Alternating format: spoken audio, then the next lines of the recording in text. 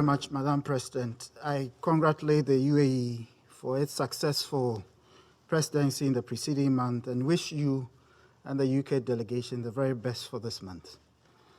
Let me begin by thanking the Secretary General for his statement to the Council and welcoming the briefings of USG Rosemary DiCarlo and USG and Emergency Relief Coordinator Martin Griffiths on the prevailing situation in Ukraine and the coordinated humanitarian response of the United Nations agencies in the face of difficult operational challenges on the ground. I also welcome the virtual participation in this meeting of the President of Ukraine, His Excellency, Mr. Volodymyr Zelensky.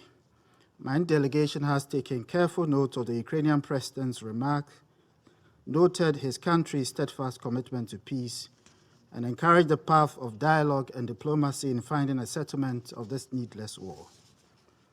Madam President, the prolongation of the war in Ukraine continues to be a situation of deep concern for Ghana.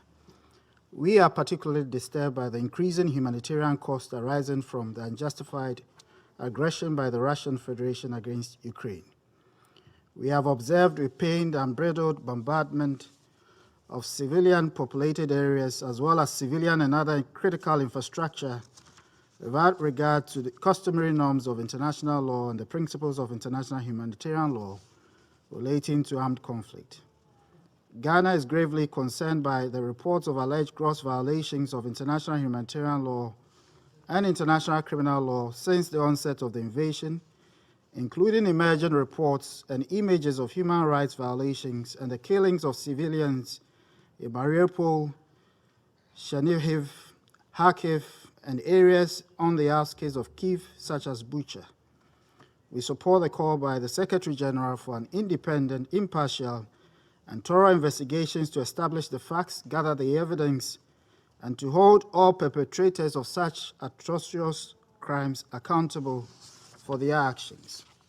The killing of children, the aged, medical personnel, humanitarian workers, and journalists are deplorable, and we condemn all such acts unreservedly.